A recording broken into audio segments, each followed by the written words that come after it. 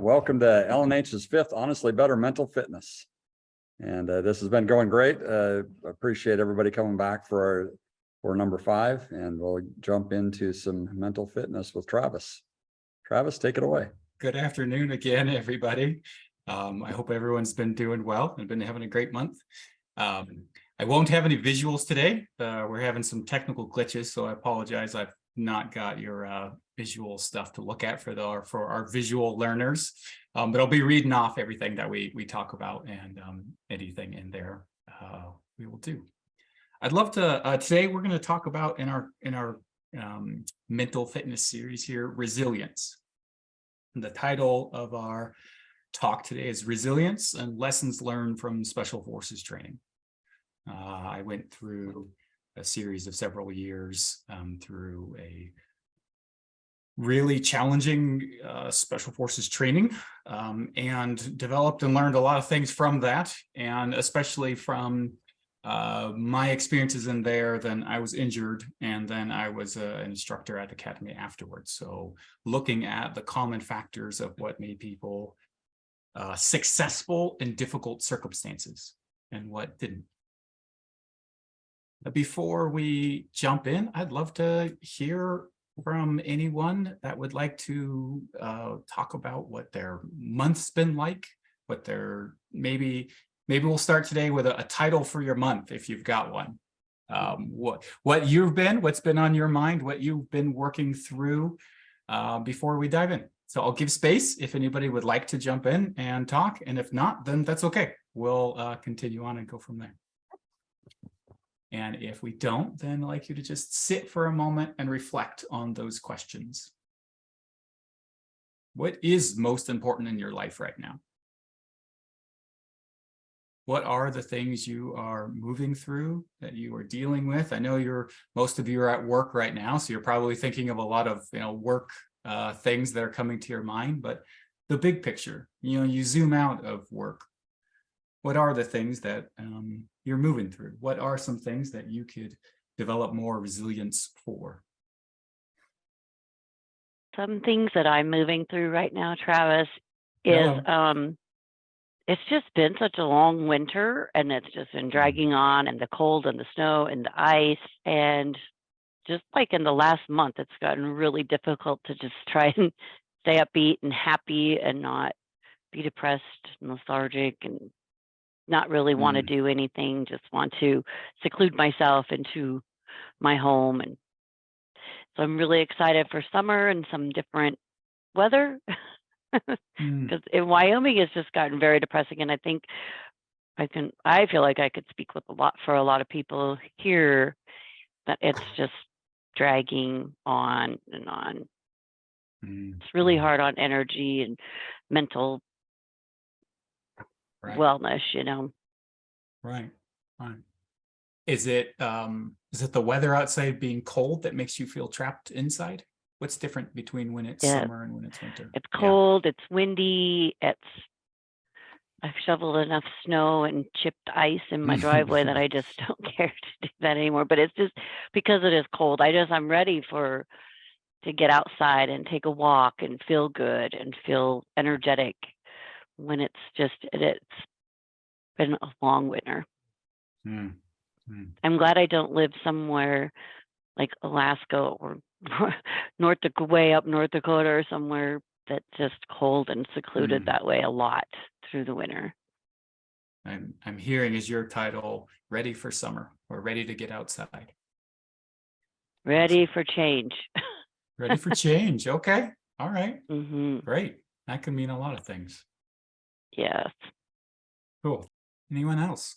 Check in about what's going on in your life, what things you're moving through. Travis, I'll make a comment. All right. And I was debating. I'm like, it's amazing how they have the bad weather over there, and she's struggling because of the cold outside and everything. And for me, I'm listening to her and I'm like, see, you have no excuse because we have beautiful weather here right now. But it is working towards that mental, being joyful in spite of the season or whatever reason I could have, right? So I'm Mhm. listening to her and I'm thinking, see, for me, it's not, the weather's not a reason or it's just for me, what I've been focusing on, it's staying joyful and staying in the today and not allowing my mind to go to the past.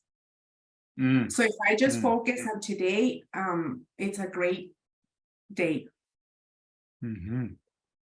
Does it make sense? Beautiful. Yeah. Yeah. That's actually a lot of what we're going to be talking about. That's one of the core things in resilience right there. It's not that any one moment is so difficult. It's that, if this was the last day of winter, you'd probably be feeling joy. If you knew the sun was coming tomorrow, you probably wouldn't feel the way you feel. But knowing or anticipating that there might be weeks more of this then feels overwhelming. And then you don't have that joy there that could be there. And it's, to me, this speaks to a lot of, it's not necessarily the internal or the present or now, but it's my projection of the future, which is something I'm creating, because who knows, the sun could come out tomorrow, right? And then we would have wasted this whole day being sad, wishing it was going to come out. Our title and our cool imagery that I have that you guys don't see right here is: a deeply rooted tree isn't bothered by the storm. And a quote I brought in is by Marcus Aurelius: "You have power over your mind." It's kind of ironic, not outside. And I think he's talking about everything outside, but I think it also means in our weather here that we were just talking about, right? I have power over my mind, but I don't have power outside. Said, realize this and you will find strength. And I think the message in there is that you can have sunshine in your mind or inside or in your spirit or in your energy, regardless of what the weather is outside. Cool. Thanks for jumping in and sharing. So resilience. What does resilience mean? Anybody have thoughts on that? What does resilience mean to you? What does it mean if someone is resilient or not? What are the characteristics or traits or qualities? I think maybe mentally tough is a word that might come up with a resilient. I think it's that ability to handle things that are coming at you. So you see people that they can really handle anything. And I know you and I have had a lot of conversations around this. You want to be up in this really happy love place and vibrating or at a high level of energy, but you also need to be able to be okay when the human things happen and you have grief or you have fear.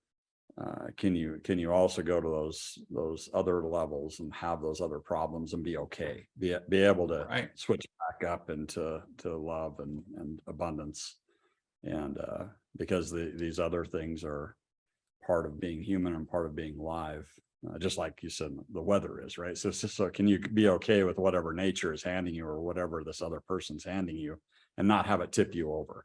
That's the resilience that I continue to work on and continue, trying to figure out how to understand and how to be right, how to be okay, right, even when things are rough, right. How to be okay even when things aren't okay, even when things aren't okay, even when somebody's coming at you. It's just it's really bad and rough, but it's all right. There's it's okay, and being able to walk through it and know that there's another beautiful day tomorrow. That get to the point where those really things where people are throwing curveballs at you or being really nasty to you, that's the spice of life, right? That's what makes it interesting. It's like, I got a challenge, but this warranty or this thing that just blow up, or this hard thing in front of us, that's interesting. Now I have something to work on. If it was all easy, it would get right. If every day was sunny, we'd probably be complaining that it's so sunny and hot out again. Right. And we do, right? And we do. Yeah. Too much rain. Not enough rain. It's too hot. It's too cold. Right. Travis, a word for me that I think of when you're talking about resilience is it's a lot like what Mike was saying, but like being an overcomer. Like you can overcome those challenges. You're resilient. able to bounce Mhm. back from those Right. challenges. Right. Be able to bounce back, be able to overcome challenges. Great. So my questions for you to think on are, what challenges are currently in your life? And are you showing up in life how for those challenges how you would like to be?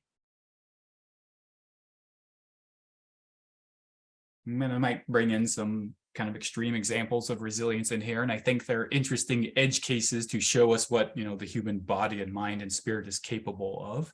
And I think it applies down to every single day and every single moment of life. How would becoming a more resilient version of yourself impact your career, your relationships, your health, your goals, your sobriety, your parenting? Where could you stand to be more resilient? Where have your best intentions, you go in with the best intentions and then you get knocked off, right? I'm gonna go see this person and have a great weekend. Then this person did this thing or they did that thing and just messed the whole thing up, right? Or I've decided I'm gonna be a better parent or whatever it is that you're at. And then you dive into it and then you find yourself doing that thing that you didn't want to do anymore. And so those are some of the thoughts that I would ask you to bring in of like, these aren't philosophical concepts that we're talking about. They are, but it's really about how do I apply it in my life? What would my relationships, what would my life look like if I had more resilience in there? What could these areas of my life look like if I fully showed up, if I were all in and I weren't impacted by external circumstances? That the vision I see for my life that I would like to live and the way I would like to show up in my life is the way I show up, regardless of whether it's sunny or cold, regardless of whether people receive me well or not. And I think there's a truth in here that like the greatest truths are already known. They're really simple. We probably learned them when we were 3. And there's no magic silver bullet in here. But the goal today is to maybe understand some of these things a little bit deeper. I think like true mastery and true masters are masters of the basics. You truly understand the foundational, fundamental principles of the basics, and that is becoming a master of something. And I think if we could all master resilience a little bit more, it would be a beautiful thing. It's a marathon, not a sprint. I think that's something important to remember. And I want to talk about why people fail. For me, I went through the selections program for the Army Special Forces and the Green Berets, and the group that I started with was over 200 plus, probably close to 300 people that were all fit, all dedicated, all proven themselves already, all super motivated and excited. And at the end of the training, there was 26 people left. And there was no doubt in anybody's mind at the beginning that they were going to make it and they were going to go through it and they were never going to quit. And then that happened. And I think there's some lessons to learn in why. How do we have such good intentions for something and then end up failing, quitting, allowing ourselves to be thrown off of it? And I think even more interesting for me was when I was injured and got out, and then was a program director in an academy in charge of training other people and doing some selection process type stuff and figuring out like what are the key factors, because the 26 of us that made it at that point in training in there was big guys and little guys and nerdy guys and sporty guys, and you look at this group of people and be like, huh, like why these 26 and not those other 200 in there? What are the core common factors in there that made this group make it and not the others? And I think there were, and so I spent years kind of digging into that, and then so being able to find who has those qualities and who doesn't. And then more importantly, how do you teach people, how do you train people for those qualities? And my experience of doing that, I had a lot of people that sought me out for training for difficult things, for Ironmans, for a lot of military type stuff, or all sorts of really challenging things. And so then the question becomes, how do I train people to become more resilient in their life?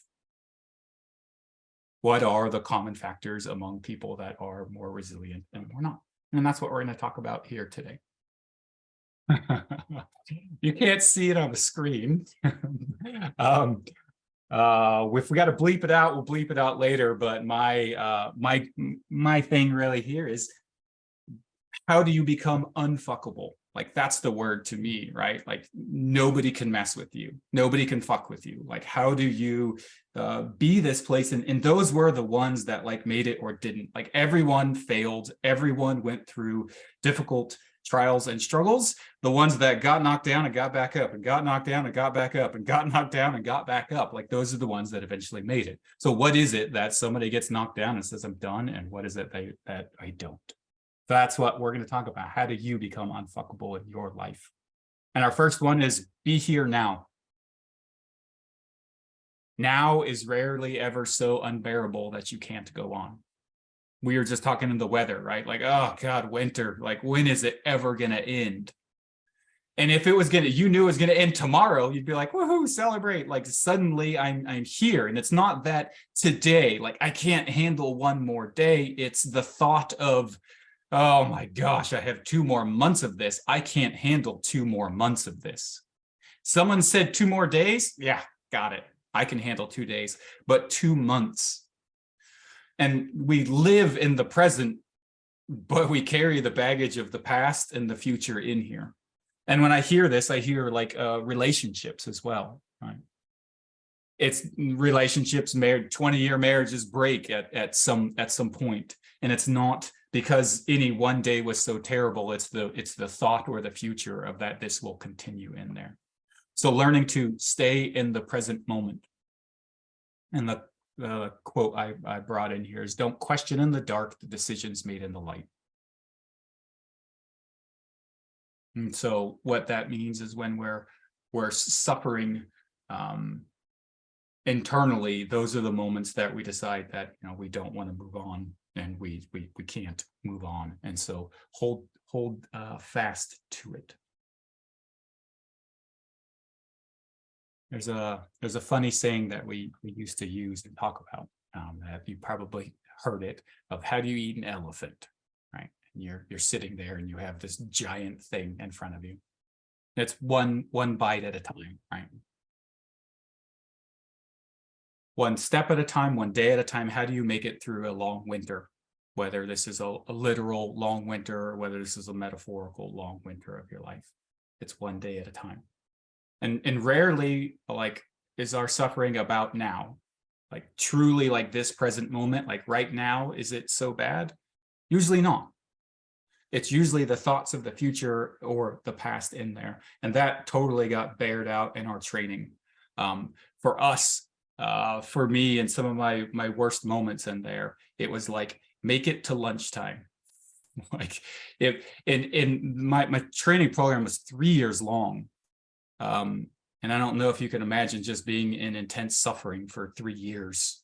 We described it, I could sit here and describe a day, and that day would feel like an eternity. And then that day is going to be followed by the next, by the next, by the next. And it's never really in one single moment is it impossible, but it's the thought of the future. And so when you're struggling in that future, you zoom yourself back out to the present moment today. One other concept that we're going to move into here next is looking at things from a, we'll start with pride, actually. We talked about pride and shame and guilt in our previous talks. Anybody remember that? I know that, well, that was one that came up of like, pride, is that a good thing or not good thing, and being proud. And I said, there's a lot. And here's partly why. If I win at something, I did great. And I'm like, man, I'm a winner. Like, and there's the proof right there. Like, I won, I'm a winner, this is that. That's great, as long as I keep winning. But then what happens when I fail? Oh, shoot, that means I'm a failure. And there's a difference between like taking joy in something and taking pride in it. Joy is like, I won, like, awesome, great, feels good. I want to do more of that. That's great. I lost. That sucks. It kind of hurts, but doesn't mean anything deep about me. And this is some of the danger in the pride and shame or guilt. Up on the screen here, you got a big giant picture of a brain, and with a big number 15 watts on it. And you've got 15 watts of energy in your brain. My son just gave me the awesome, most awesome example that goes with this here. He said, like, when I need to do something, when it's most important to do something is when it's hardest.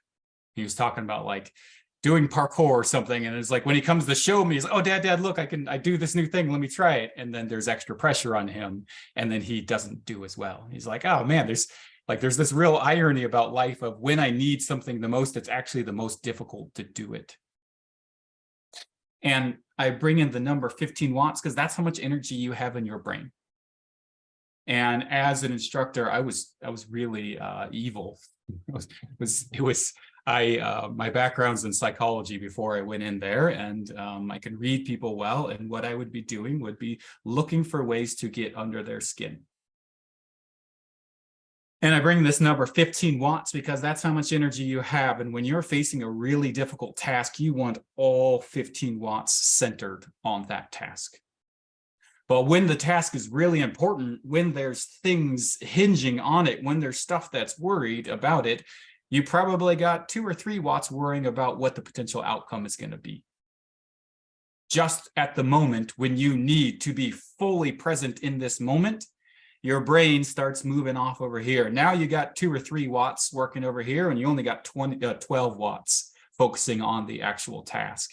And then guess what happens? You trip, you screw up, you make some sort of mistake, and then what happens next? But I got to guess. You screw up more, like, oh, no, I'm really screwing it up, right? And then now you got like 9 watts focusing on the task, and the other 6 are like, see, you screwed this up, and that's going to happen, and this is going to happen. And then after that, and oh man, I could see 5 down here's the road. I might as well just give up and die right now. Like, this is going to be horrible. And I would see it like a toilet bowl slowly flushing. Right? I would give someone something unexpected. Like they were just kicking butt at everything, and they would be doing all these challenging events and go on a 12-mile ruck march and carry these logs and then come back. And it's like, hey, I gave you a code 6 days ago. What was that code? You'd be like, what? Or recite whatever creed, or maybe on sometimes on a run, I would just put random colored numbers out there, and it'd be like, give me the sum of the blue numbers. Like, blue number. Oh, like, yeah, there was some random stuff stapled. You didn't tell me I was supposed to do that. And then they're like, and they go run out again. They go add up all the blue numbers, right? And then they come back and I'm like, cool. Give me the sum of the red numbers subtracted from the blue numbers. Red numbers, you said blue number, and then they start like falling apart and falling behind. And then they start falling behind in the group. Right. And then they're like, oh, no, like I used to be way ahead in the pack and now I'm way back here. And they would just get worse and worse and worse. And then they rush, they go faster, and it's to be like a toilet bowl flushing. And so some of these questions is like, how do I stay present? And that's what present means. Like all my energy here in this moment at this one moment in time, not worried about what came before, not worried about what's coming after. I competed on American Ninja Warrior too, and that actually, if anybody's watched that TV show, that actually happens a lot. Like their prime athletes fall on the first obstacle. I didn't, just so, but and everyone's like what the heck? Like this is like the superstar athlete. What happened? Because they weren't there. They were 3 obstacles ahead, the one that they were worried about, that they weren't paying attention to where their feet were right now. So I give you that example and that number, and you can think, how much wattage do I want to give to other things versus how much can I keep right here with me in the present? Okay, our next topic is a deeply rooted tree isn't bothered by the storm. And in this, what we're really talking about is what are the things that keep us grounded in what we are doing. How the storm is the external, right? Like the storm is all the stuff that comes at us, the things that go okay, that don't go okay, the failures, all that sort of stuff. How do we stay rooted, and what is it that we're staying rooted in? You can think of a shallow tree that's got a weak root system. The storm comes and it blows it right over. But the one that's got its roots like deep in the earth, like the wind doesn't matter. It can withstand whatever storm, and it'll still be the tree that it is afterwards. Most people ask the question how, and I have trained a number of people for the military stuff that I did. And most of them come with like the how questions. How many push-ups should I be doing? How many miles should I be running? Like I had people look at me for seek me to train for marathons or Ironman. You know, how do I train for an Ironman, right? Well, you're gonna run a lot, you're gonna bike a lot, and then you go swim a lot. Okay, great. Good luck with that. I'll see you when you're ready, right? Like that's how you do it. It's not a complicated thing. How do you train for a marathon? You go run and you do it a lot. And you're like, oh, that's not sufficient. And really what we're talking about there is like, you know, mentally, how do I train and prepare for this? Because everyone's capable of doing it. If your life was on the line, you'd go do it.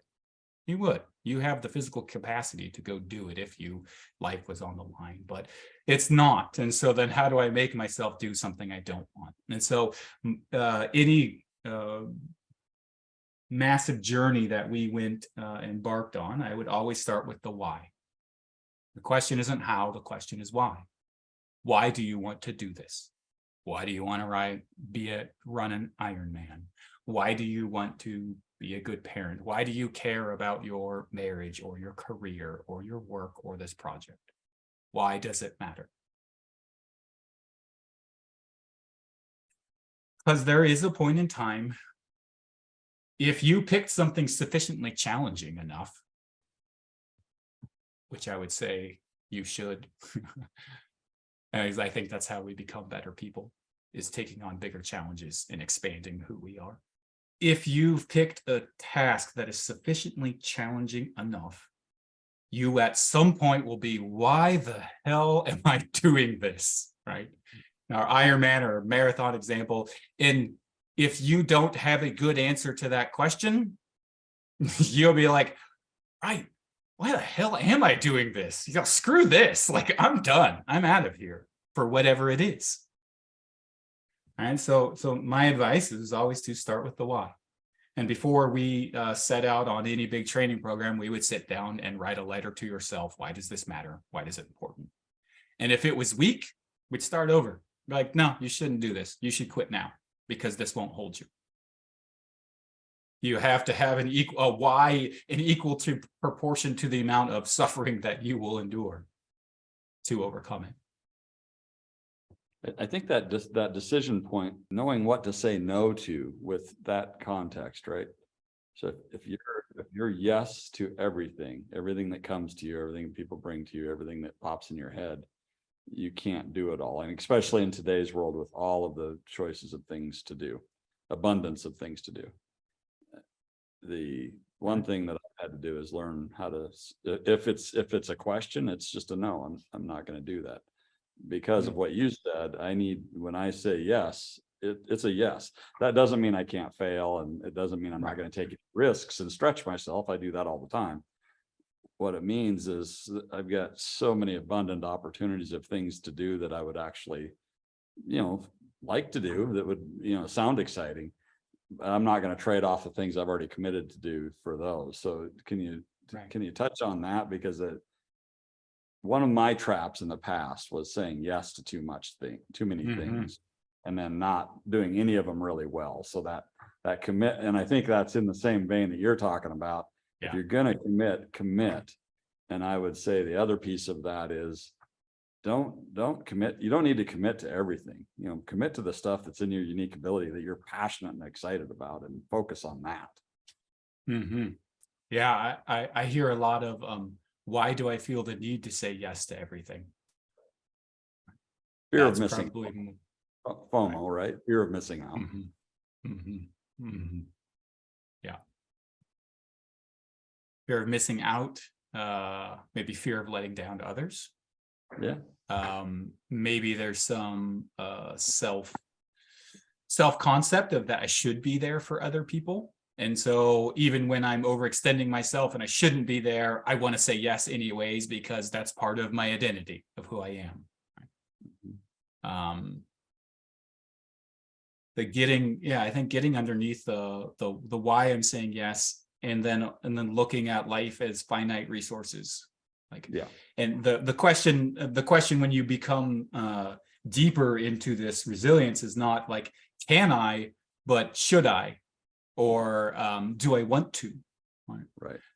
For me, in my journey, a lot of times it was like these challenges get in front of me, and it was like, yes, like I'm going to do that, like to prove to myself over and over that I can do these extreme things, right? And now I get invited to this crazy thing, and it's like, can I? Like, yes, like I can. Like, can I do this? You know, I can, but do I want to invest the time and resources and damage on my body that it's going to take to do this?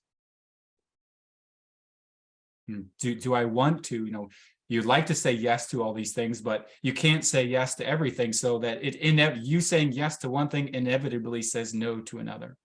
And I almost see it as like, it is like the growth and maturity process. Like kids are these unlimited possibility, right? And at the same time, they're nothing because they're everything. And to become something is to pick a trade, to pick something to master. And if I say yes to everything, then it means I'm not a master of anything. But to say yes to mastering this thing means I'm saying no to all these other things. And there is no place of all. To be everything is to be nothing. And so it is this place of discernment and choice and understanding. So then when you do choose something, you know why you're choosing it. Do I know why I'm saying yes, or do I know why I'm saying no? And it may be there's 10 good things, and I don't want to say no to something good, but I'd rather say yes to this one thing over here and really put all my effort in there. That's it. To be a master, people that are a master of something, if you really look at them, they say no to almost everything except for that thing that they're master of, right? And so yeah, the better mastery you have of different skills and things, the better you are at saying no to everything else that gets in its way. Right. And then you've got the resilience piece of seeing it through as well. Right. I think there's a level of tremendous sacrifice in that. There is. I heard a story of like this master piano player, and someone says, "Oh, I wish I could play with piano." That is like, no, you don't. He's like, because you would have done it if you did. And look at my life. Like, this is, I practice X amount of hours a day, 7 days a week. And he has to sacrifice so much. And it's almost this, because I love it so intensely, I'm willing to sacrifice. And there is this, and then it's the same thing, the bottom of this why question is like, you are going to sacrifice. If you're going to do something worth doing, you're going to sacrifice, whether it's your time, whether it's pain or suffering or uncomfortableness or whatever it is, you're going to sacrifice. Is this worth the sacrifice? That's why I think when you really focus on it, you should focus on your unique ability, or what did you call it the other day? Your natural abilities, call it your nature, on your nature. Because if you pick something that you're going to master and obsess about and turn everything else down, and it's in your nature, it's going to be much easier and much more enjoyable. And in the world I'm watching of entrepreneurs, I could master anything. I could master something that's not in my unique ability. It would probably cost me my health and eventually my life, right? So we've got a lot of content around unique ability, and which is really just your nature, and aligning what you do and what you say yes to your nature. That is going to be a much more joyful experience, and you're going to have a good time doing it, and you're going to drop into flow. So try to avoid doing things and mastering things that aren't in your unique ability and aren't in your passion, because it'll hurt you. It's no fun. It's no fun. You can do it. And if you want to prove to yourself that you can do it, just to prove to yourself, then I think that's great. Do that. Just realize that's what you're doing, and don't stick with it until you die, right? Because it'll be a miserable life and a miserable death. Right. That's really what's at the bottom of all this is it worth the cost? Is it worth the cost? Yeah. You can master anything, but is it worth the cost? And I think we get stuck when I think peace comes from knowing what's not and knowing what is. It's like, oh, the person wishing they were the better piano player, kind of beating themselves up, feeling guilty about it. But the truth is they really don't want to. It's really not worth the cost. And so either like let go of the thing or chase the thing. And it's this like anxiety place in the middle that's there's so many things I want to say yes, and I'm like struggling with, that causes the suffering, that causes the uncomfortableness or the discomfort in there, versus realizing, actually, I just don't care about this thing as much as I thought I did. Right. And I think even more getting clear on that up front, or really digging down deep and finding that, no, I care about this thing more than anything, and it is worth whatever sacrifice I have to go through and do.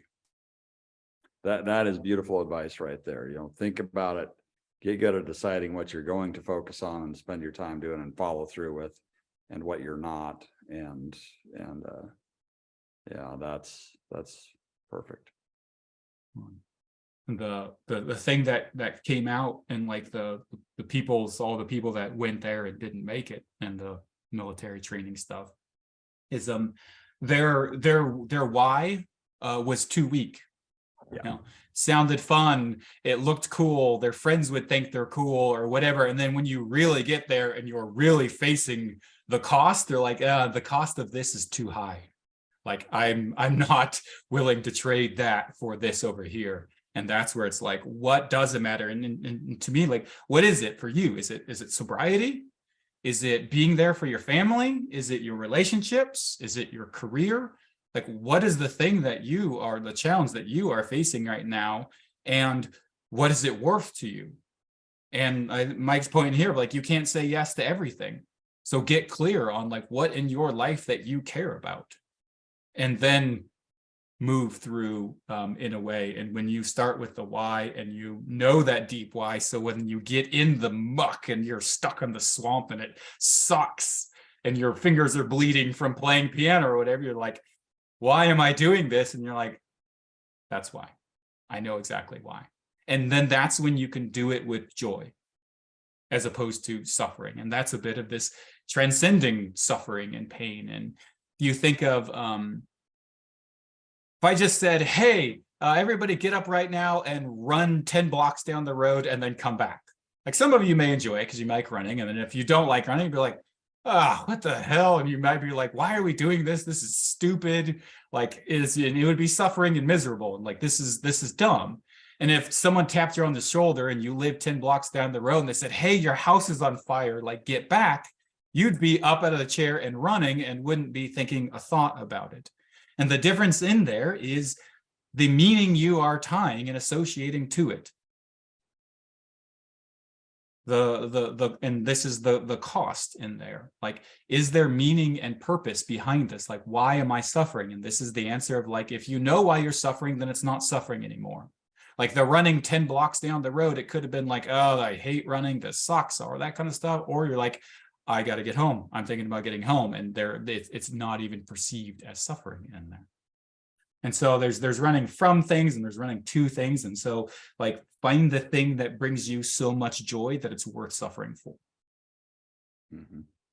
Find the things in your life that brings you so much joy that they're worth suffering for, or decide that you don't and be okay with that. I don't want to learn how to play piano. It's not worth it, right? So I don't, and I choose that. And I don't guilt myself that I really should be better at this. I choose not to. And I think this is getting clear about that in there. And there's something interesting in this kind of how versus why question. I know we talked a little bit about brain states before. Beta is like the high level thinking that most of us are in. If you're at work, you're probably in a beta mode. Theta is this like lower, slightly subconscious, you're in theta, like right when you're in between that half waking and dreaming land. It's like deep subconscious stuff. Executive function, which is essentially decision making. Most people, when they hear executive function, they think it would be up in beta. It's like this high level, logical, reasoning, rational mode. And it isn't. It's down in the deep subconscious theta. Beta answers the question, how? How do I move from here to there? How do we get X amount of more profits? How do we ship, X amount more things? Theta answers the question of why. Like the deep subconscious question of why, the answer to the question of why like lives deep in your subconscious. And that is what drives your behavior truly. Like everything else is surface level stuff that your brain's trying to figure out what the subconscious stuff is directing you to do. Well, I'm not driven by that. I got goals. I got all these. Why are those your goals? Like what inside of you is telling you that these are the goals that you should chase? And then once your brain, the other brain kicks on, then it's just how, and it's partly why we climbed the ladder to nowhere that we didn't really want to get to, because we're so busy just climbing the ladder, asking how instead of asking the question of why. We started talking about that transcending suffering is really what that's about. That idea of the fire, and it's not that like suffering is there or suffering is not there, and it's a bit of our winter summer analogy, right? Like it's not the external thing, it's the internal in us. And I heard a really cool story with a guy that I got to work with that was in a monastery and all over for 30 years, I think. And for like 6 or 7 of those years, they decided that they were going to build a, I don't remember what it is, some sort of temple at the top of the mountain. And there was a road there, but they said, no, they're going to carry the rocks by hand. And it was like, what? Like, why are we going to carry, like, oh gosh, like, and it's agonizing. You can imagine, like, and it like took 2 years to get the rocks that they needed up there to the top of the mountain. You can imagine for 2 years carrying rocks and seeing cars like drive by you and thinking like, why the hell am I doing this? Like, and there's like ultimate suffering in that. And then they built it by hand. And then they said, okay, now take it down and bring the rocks back down. And like in all the military stuff, it's the same thing, like scrub the toilets, with a toothbrush. And it's the same thing of like, oh, like, why the hell? Like, if you have to do a job and there's a way to do it, you probably wouldn't think that much about it. But when you are like intentionally or purposely doing something that feels meaningless, like, why would I scrub it with a toothbrush when I could just use a mop? Like, it would take me 10 minutes with a mop. It'll take me 4 hours with a toothbrush. And that is the point, to cause the suffering, to make it meaningless, to dig a trench. We just dug this huge pit, spent like 2 days. And as soon as you're done, great, go fill it back in. Right? And if all along you are like, ugh, you're like angry, you're pissed off, you're suffering in it because of your own meaning that you assign to it. And really, it's you assign a meaningless meaning to it. This has no point. And if you are attached to the idea of everything having meaning, then you are stuck in that experience. And the idea of transcending suffering, which is Viktor Frankl stuff, is to like rise above the suffering and pain. And the beta level mind is always thinking like how to make it stop, how to make it better, as opposed to releasing it, releasing that how or why, and just being with it. And there's all these like meaningless stuff over and over and over and over again to break a person down. And it's probably like in a relationship, you told this person to be this certain way and they didn't listen, they did anyways, and so then you're there again, and you're fighting and struggling with these things in your life over and over and over again, and it feels meaningless and hopeless. And those are the moments that we quit. Those are the moments that we step aside. We had a one night in training. We had gone several nights with only sleeping like an hour or two, and we went probably like 25 miles with 100-pound packs. And one of the events was pushing a Jeep with no tires up a muddy hill, like with just rolling on its stuff and filled with sandbags. And we did that for like 8 miles, and we were too slow. And so then we didn't get any food, and then they rushed us along to the next one. We had to move, 12 miles to the next event, and we had to drag telephone poles with us, like so heavy that they were crushing us and bruising our shoulders as we go. And then we get to this other event. And we are, my hands got so like cold, and it's like November, so it's like 33 degrees and raining, and we're soaking wet and freezing cold and going back and forth between snowing and raining. And it gets dark, and you could see some of the other teams are like finishing, and we're still there. And I think we had like 8 guys on our team at this point. And our goal, our job was we had to fill these giant sandbags, and there were 50-pound sandbags full of dirt, and then carry them across this swamp, up a hill, across another like rice paddy swamp, and then they're gonna start building a bunker or a barricade on the other side. They're like, we need 100 sandbags. So we start doing the math. Okay, 8 of us, how many trips? Oh man, if we take 2 sandbags, we'll get about, and I think it might have been 10 of us, 20 sandbags per, we get 10 trips. Okay, got it. We can do this. This isn't bad. So we're going to go 2 sandbags, and we've got about 100-pound pack in gear and rifle and weapon and full gear and all that sort of stuff.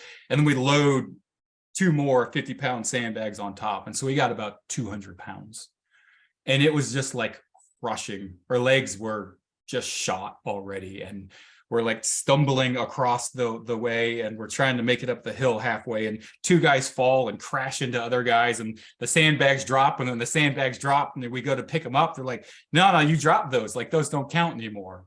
Like, you leave them there. And then we make it all the way across the other side. And then on the other side, they've got a flashlight, and they're like looking in the sandbags. It's like, what the fuck is this? Like, this is grass. Like, there's grass in here. Like, did we say we want dirt with grass, or did we say we want dirt? Like, take this shit back. And he goes to the next one. There's a bunch of rocks in here. Like, we didn't say rocks. And long story short, I think they took 3 of our 20 sandbags, and then they said, take the rest back. And we haul the rest back over there. We're like, we're not doing that again. Like, we didn't make it. Like, we're doing 1 apiece. And then we start going back over there, and same thing. And we're like, okay, no rocks, no grass, but it's black. It's a giant pile of dirt. We got these stupid little hand shovels. Our hands are so numb. Like, we don't have any flashlights. We can't see anything. We're like, what the hell? How are we supposed to not get grass or rocks in here? And we load up 1 each, and we get over there, same thing. And then it's like, what the fuck? And like, we do this for, I don't know how many hours, but it's somewhere in the middle of the night by now, like back and forth so many times that we are just like stumbling drunk, tired. And then I think we all start doing the math in our head of like, oh man, we've been here for hours, and we got like 16 sandbags. We got like 74 to go. And then the first guy quits, and they've got a fire over there. They're like, these guys are turds. They're never going to make here. So they got a fire going, like the instructors, and they're getting tired of us, tired of yelling at us. And so then the first guy quits and goes and heads over into the fire. And then pretty soon the rest of us are like, oh shit, how many more sandbags does that mean that we need to carry? And then over the next 45 minutes, it just goes like dominoes until there's like 4 of us left. There's like, oh fuck, like, I don't think we're going to make it. And this like deep sense of dread comes in. And if we are attached to making it, then we're not going to make it. And it's like this, how do you continue on without hope? How do you continue on when it feels meaningless? And for me, my deep thing was I will just never quit. Like, I don't care if I show up and I don't get selected or anything. I just won't quit. Like, if I make it through all the way to the end and I don't make it, that's fine. Like, I go home happy. I just show up and I just keep going, like, regardless of what, for 3 years, through hopeless situations. And there are like pass fail events in this. And so a lot of times it's like, oh, you didn't make it, so you're done and you're out. And long story short on this one, we kept going for a while, and then pretty soon we started hearing about from whatever instructors, like, oh man, you guys got the Skittles in there or that. And it turned out I wasn't the leader on this one, but this whole thing was designed to be an impossible exercise. And it was about, they were trying to get us to bribe them to be able to move on.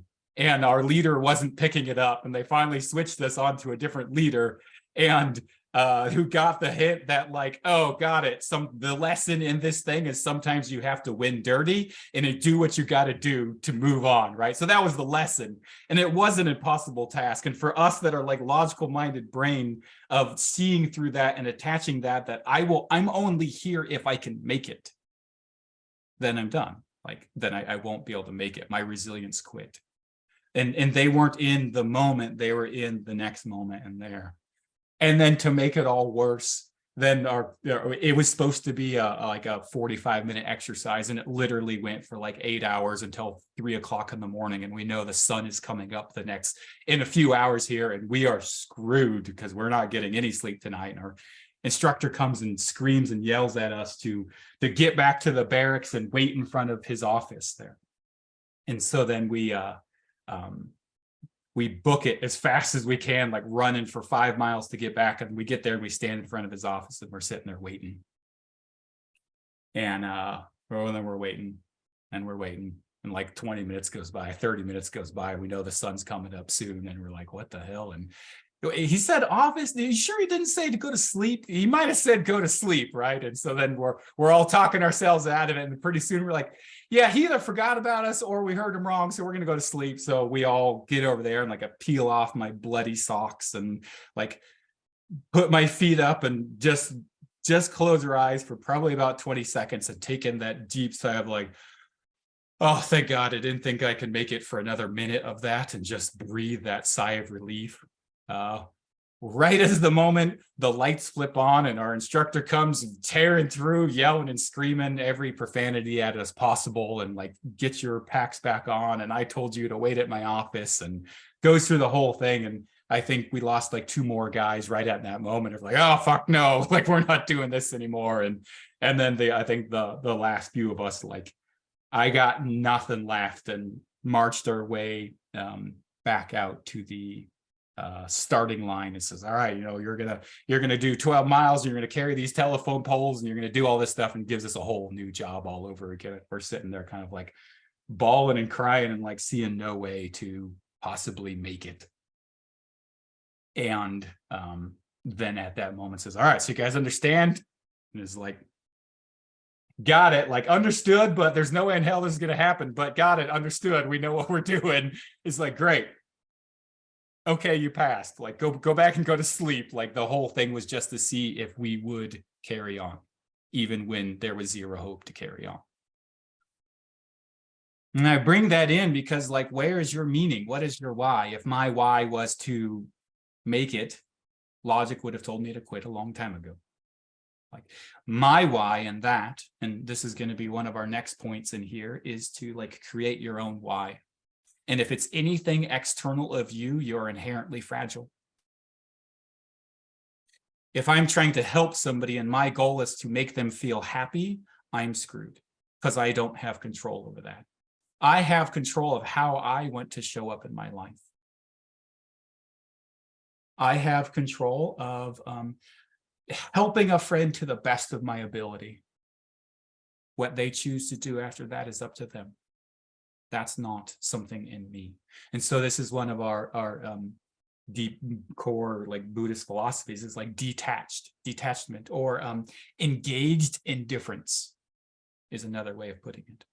Fully here, fully present, fully motivated, and completely detached from the outcome of it. My goal when I went through selections was give my all at every event, finish each event, never quit in the middle of an event. Like in between events, in between like training periods, if I feel that this truly isn't for me, then okay, I can quit then, but I'll make it through first and then I'll quit. And so when I did that, I took the power. Like, I'm not here to make it. I'm here to be me and to be the me that I want to be. And that is it. And nobody else has control of that or can take that from me. What kind of parent do I want to be? Is a great question, right? I don't get to control how my kids turn out. I don't get to control what they do or don't do in their life, and none of that is a reflection of me. I get to control how I show up in it. In my relationship with my partner or spouse or whatever it is, or your coworkers, you don't get to control their reaction to you. You get to control you. Are you showing up the way you want to show up? That's the only question that matters. If you are looking for external reflections to validate you, you are inherently fragile.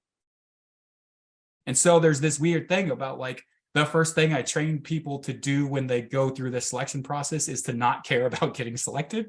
Like you would think it's the opposite, right? Like get motivated, get pumped up, like really, you're going to do this and you're going to make it. And that's all great until what happens when it looks like you're not going to make it. Then what? Our quote in the beginning from Marcus Aurelius was, we only have control over our own mind, nothing external. Like, know this and you will find your strength. That's the key in there. Like the monks, like, why were they doing that? The monk thing went on for 7 years. They took it down, they carried all the rocks back down, and then guess what they did? He said, okay, now carry the rocks back up and go build it again. And he spent 6.5 years carrying rocks. And this idea of transcending suffering and pain. Like when you have a why that's so beautiful and so profound, nothing else matters. Like that is how you transcend suffering and pain. If your goal is to try and end suffering and pain, you only find more suffering and pain. When you have something so deep and so beautiful and so meaningful to you, doing something meaningless no longer becomes meaningless. Like, why did they choose to carry rocks for 7 years? They probably found and confronted their humanity over and over and over until they transcended their humanity to be able to do whatever the fuck they want to do. What task is so hard when you face that? Boredom? Meaninglessness, frustration, everything. You overcome that, the lesson you would learn by carrying rocks up a hill for 7 years are so mind-blowingly profound. And then we're like, oh, it's this meaningless thing. I don't want to waste my time with that. Right? And to me, it's in our Greek story of Sisyphus again, like the guy that was doomed to push the rock up the hill. And then it rolls back down at the end of the day, and then he pushes the giant rock back up the hill. And I think it's a really powerful metaphor for life. Like we're all pushing a rock up a hill every day, and then we go to sleep, and then we wake up, and we got to push that rock up the hill again. And it's like we can complain and gripe about how heavy the rock is and how tough it is, and we do, and it's true. It sucks. Probably not super fun. And we get to choose: do we want to find joy, find meaning in it? Like the challenge, there's another Stoic quote of like, the obstacle is the way. Like the challenges we confront in life are the things that sharpen us and allow us to grow. It's like a weightlifter complaining the weights are heavy. Like, yeah, that's the point, right? Like you're lifting heavy weights to get stronger. And when you come across challenges, like, yeah, right, that's why it's worth doing. It's about who you become on the other end, and every shortcut, every magic pill, and there is robs you of that. Part of this resilience, deeply knowing like who you are, what you care about, why something is worth something or not worth something, choosing your sacrifice. One of the mind-blowing things for me, I feel like I've gotten to live 1,000 lives doing the work I do of like getting to know people so deeply and getting these intimate looks into lives that I get to see that like the deep truth of like we all suffer. Like and then when you're uber wealthy and retire, well, then you suffer from boredom, right? And then like whatever problem you think that you have, when that problem is solved, guess what? Like a new one shows up. Well, now I'm bored. Now I don't know what to do, or now I'm suffering with this, or whatever it is. And so there is this level, and that you brought in, that was beautiful, Mike, of like, you get to choose. You get to choose what's worth suffering for. And I think my deep question for you to hear today is, how can you live your life in such a way that the outcome of it doesn't matter? And what I mean by that is, there are a million beautiful artists and poets and philosophers and scientists that were a decade too early. You know, they were crucified for their work, or their work was never recognized in it. And then a decade later, someone had the same idea, and oh, they're a genius, and we love them, and we applaud them. Right? The beautiful business plan that was a decade too early because people weren't ready for it. Like, if we are always learning, living through external circumstances, then we are inherently fragile. And so what I say and what I ask, my question to you is, how do you live your life in such a way that the outcome doesn't matter? You painted a painting that was so beautiful, so meaningful to you with your life, that you don't give a shit what anyone else thinks about it. How do you do that in your life? You find that, and you found your resilience. You found your deep why that will keep you rooted. That it doesn't matter of the criticism or the suffering or whatever it is that you face. You have that. And you can move through anything and weather any storm. And I think that's a deep question for each of us that nobody else can answer for us. Now, where's your value system come from? What do you value? You have power over your mind, not outside events. Realize this and you will find strength. I guess one last thing. And then we can open our questions. I totally went off the script of what I was going to talk about and say, so we're in a different spot. The difference between running from something and running towards something. I have this cool image in here that I'll describe it to you. It's the word discipline, and then a line, and then underneath it, it says motivation. And I'll wonder if anybody would know what that means. Discipline, and a line, and then underneath it is motivation. What it stands for is discipline over motivation.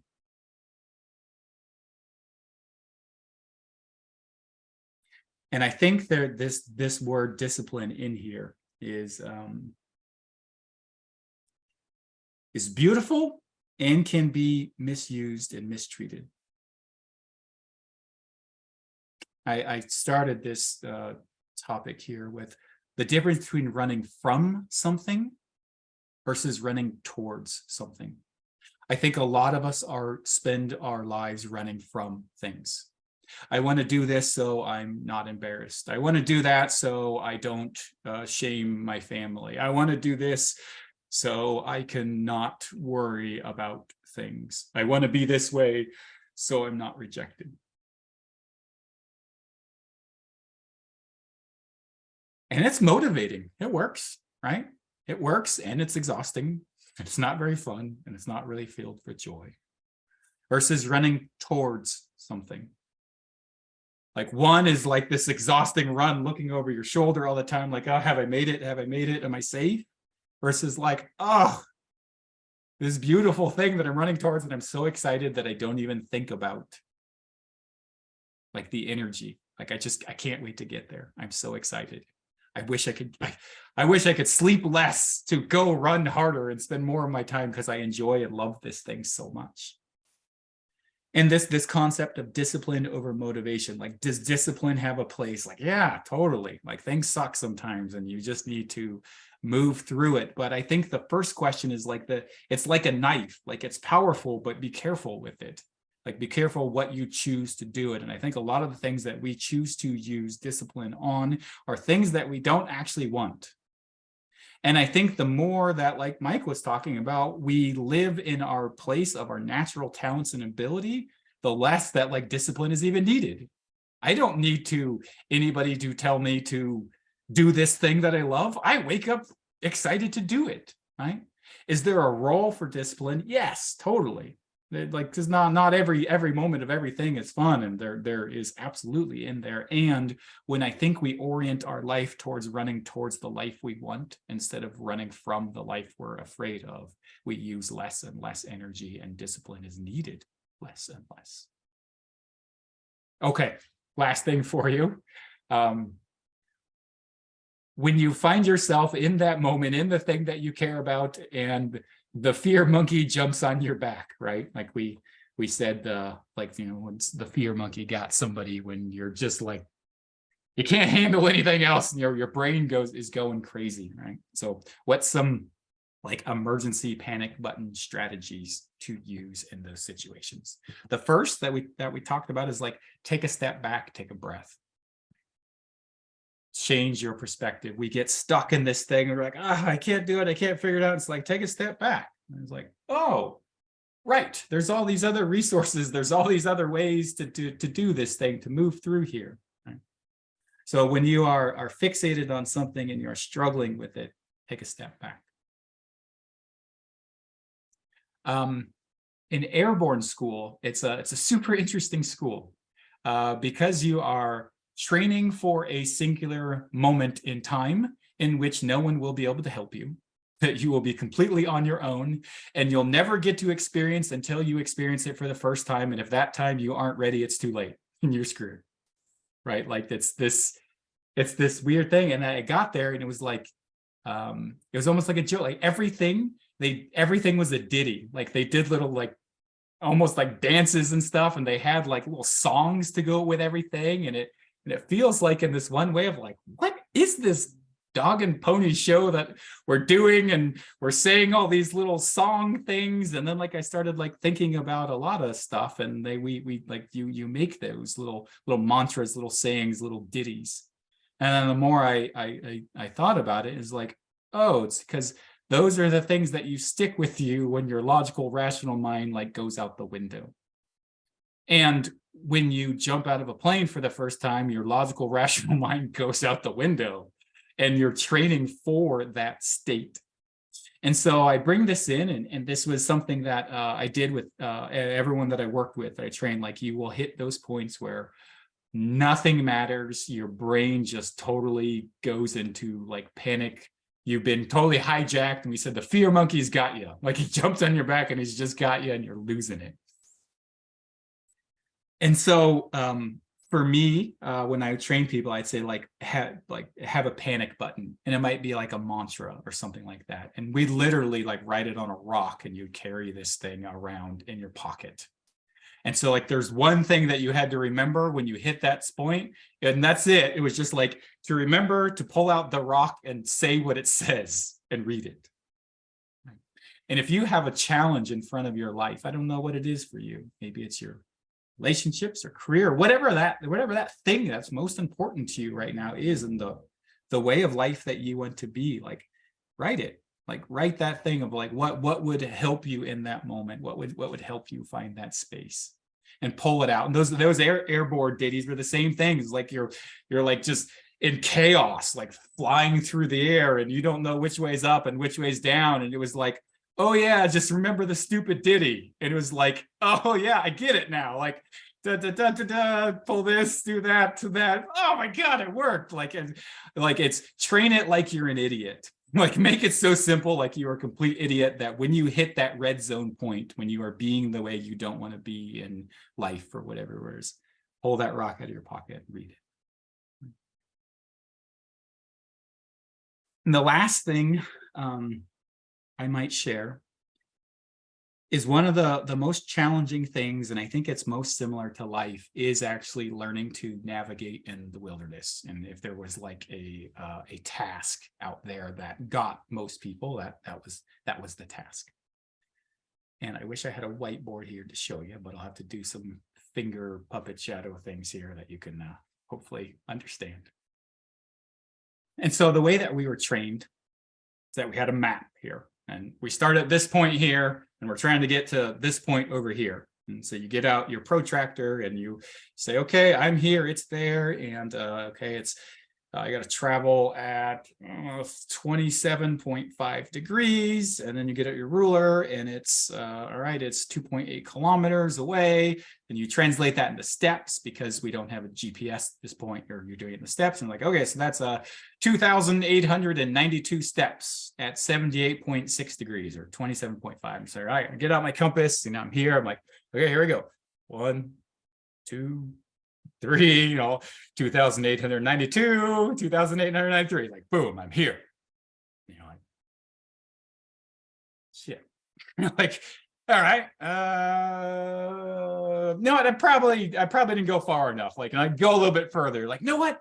I think I did see it back there. That thing now, and then you run back and you're like, no, I probably drifted left, and pretty soon, like, you're running all around in circles. Then you're like, oh, I'm lost. Like, I totally have no idea where I am now. And you're like, oh shit. And like, the only way you can figure it out is like, go back to the start. You go back and you find your start. Like, okay, like, you know what? It's actually like 27.65 degrees. Okay, that's probably what I messed up. And and I'm gonna check my compass like every 5 feet here, so I can make sure I can stay on track. And so you're like 1, 2, okay, good, I'm still on. And like, you're spending so much time trying to like move perfectly. And if you're anything like me, you get there again and it's nowhere to be found again. And we did this for like 8 days in a row, like every single night, all out there by yourself. And I sucked. Like, I never found more than like 1 or 2 points a night.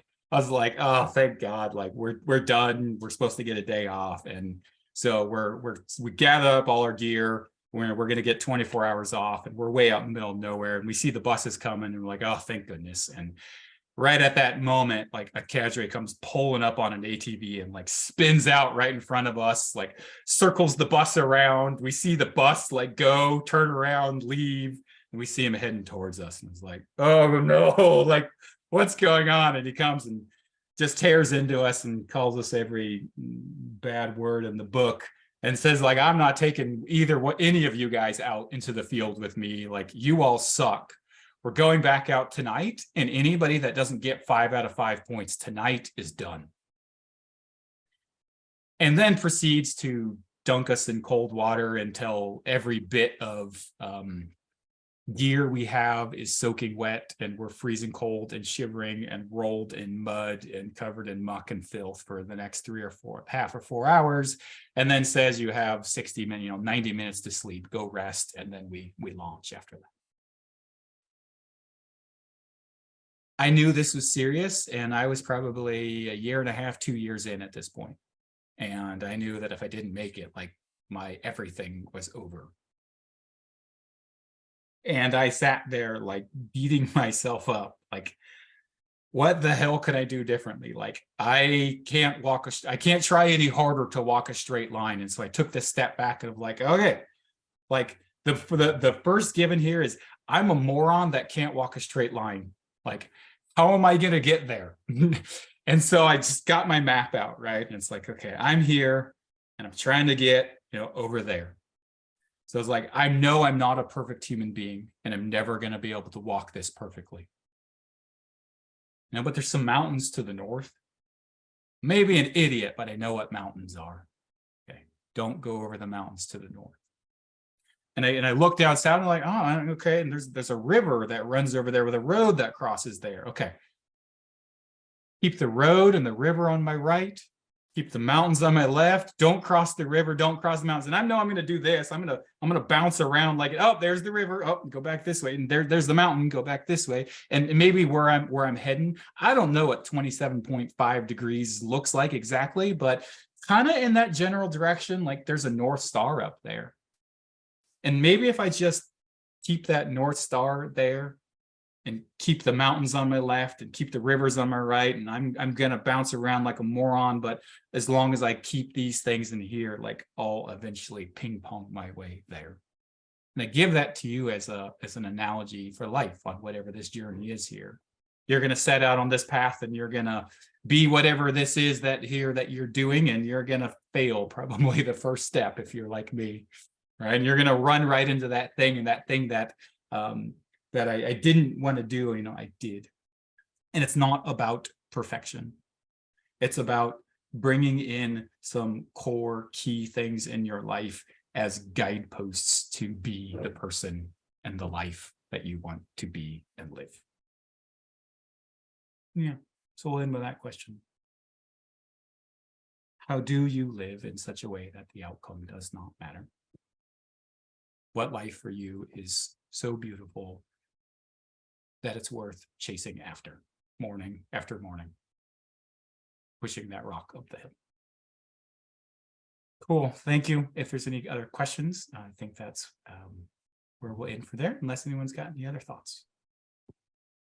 I think that was amazing and powerful, and thank you.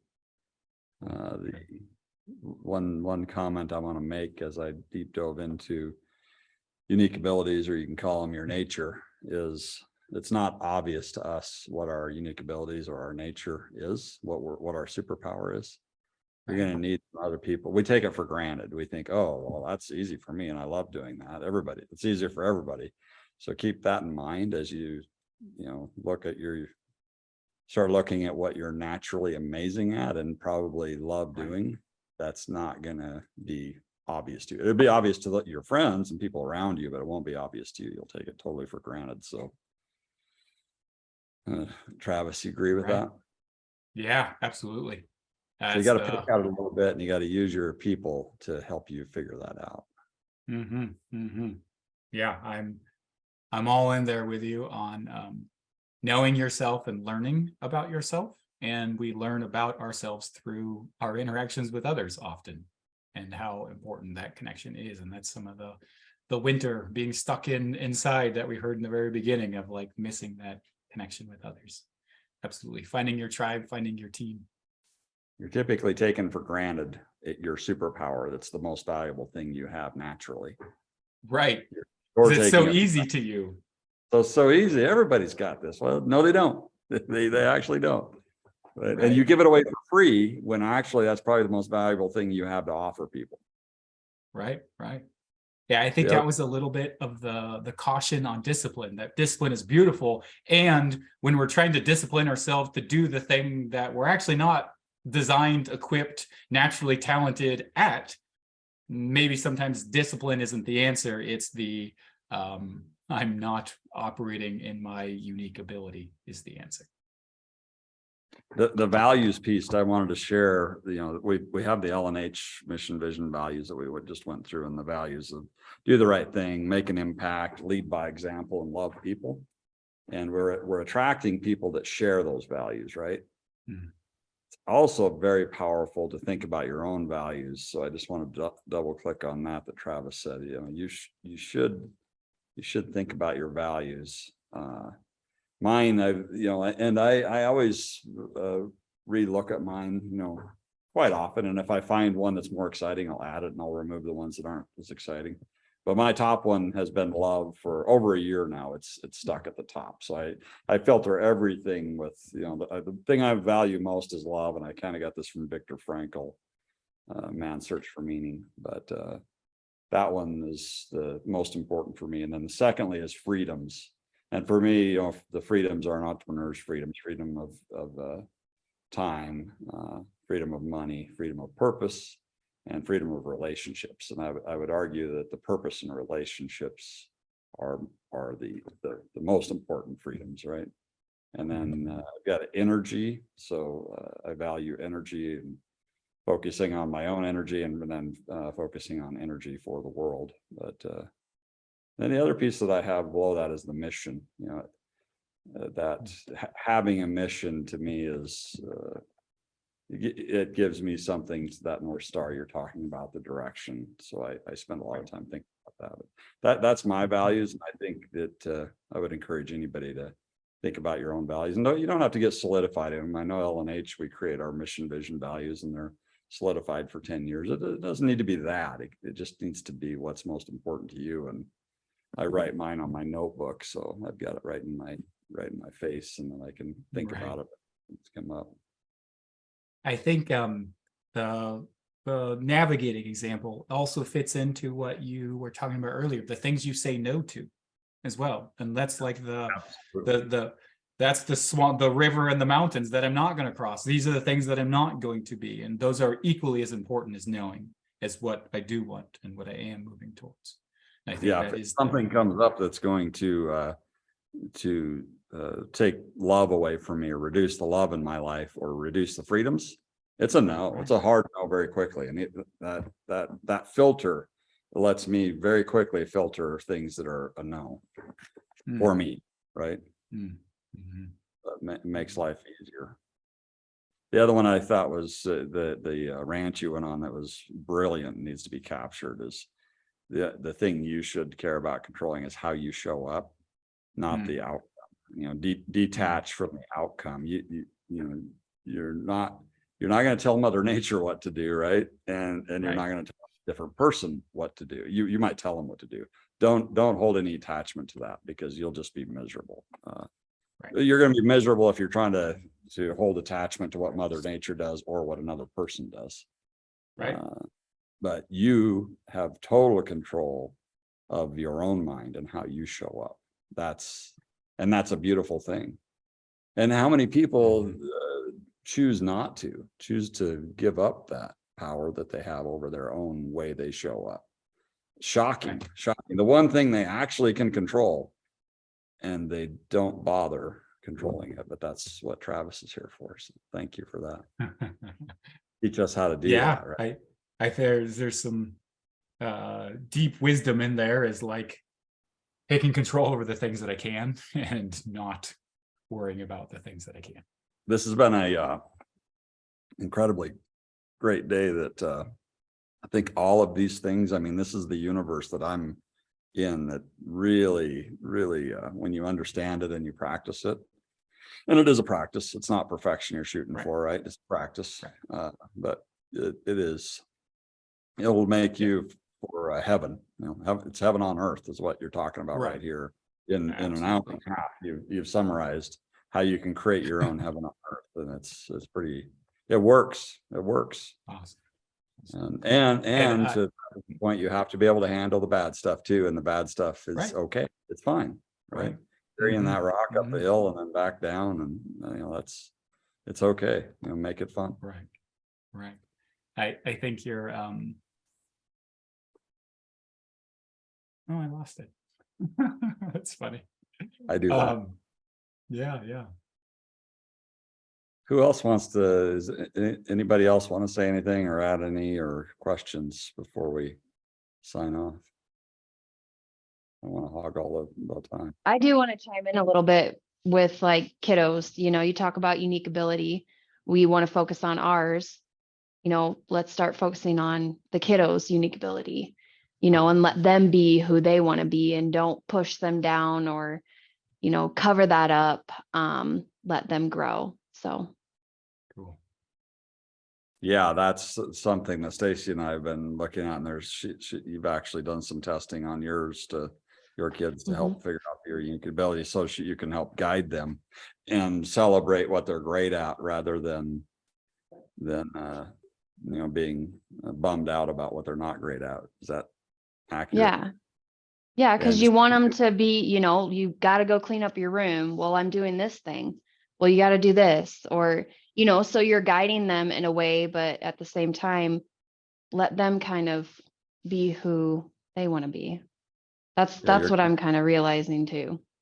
And this can't, and Travis can jump in on this where I'm wrong, but this came over from Europe with this whole thing of, you are really terrible at that, so go work on that and get great at it. And this obsession with, you're not good at math, so go do math until you're good at it. pushing people to not to work on things that aren't in their natural ability. And there's another way that's okay as well. Now, I can't throw too many rocks at that because it worked very well for Europe and it's worked in the United States. That's where it came over from, was that European German way. The other way is, hey, what are you great at? And this is kind of a Montessori school type of way. What are you great at? Let's really get you in that, and let's get you to really recognize your unique ability and keep you in that as much as possible so that you can be awesome at something you love doing.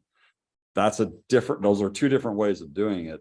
The one that we've all always done, which is, let's focus on what you suck at and make you do that more, is a very American way. This other way, I don't know where it comes from, but it works much better. I guarantee you that, because I've been practicing it for a couple of years and it's really awesome. So Travis, do you know any more about that? Why this culture was like that? And is there any cultures that prove that this going with your strengths or your nature is better? I don't know anything specifically on it. Yeah. I know do it's true. I different- just don't know the facts or the background. Right. Different cultures like view what's natural and what's not. And what Stacy was talking about, of like, sometimes I worked in a bunch of different settings, and one was like at-risk youth school settings, and like the kids that were the quote troublemakers were actually like the best leaders, and they weren't great followers, or they were movers and they're active people, and they're trying to get them to sit still in a class that's not designed for them. And Right. what I see a lot of times is what's a strength in one place is a weakness in another place. And when we get rigid about it, it's we view the individual as faulty as opposed to the environment being faulty, or the environment not being the appropriate place. It's like, telling a shark it's not good if it's not in water. It's like, well, it's in the wrong place. Put it in the right place in the right context, and it's a beautiful thing. Outside of that, it's not so. So in the kids, I think a lot of times that context is our own expectations of them. Well, a good whatever looks like this or does this, or I want you to do X, Y, and Z things, and that doesn't work with them, right? And so or expecting them to be the same as us or fit in with us or whatever it is. And so it's like this level of judgmentalness that comes in of what's good and what's bad, what's right and what's wrong, how someone should be, as opposed to coming from a place of acceptance of where do you do best at? What are the things that you love fixing things in the shop instead of reading poetry all day long? Well, okay, well, you should just read that poetry harder. You're just not disciplined enough, versus like, that this is where you thrive. Go to the shop and build and enjoy. So I do see that stuckness or rigidness in there. And when that gets to apply to kids, I think that seems the result. And then they get labeled with all sorts of labels, right? Because they don't fit into a box. So we give them different labels that are usually not positive, and then they start thinking of themselves as deficient, as opposed to in the wrong environment, and what environment would be better for you.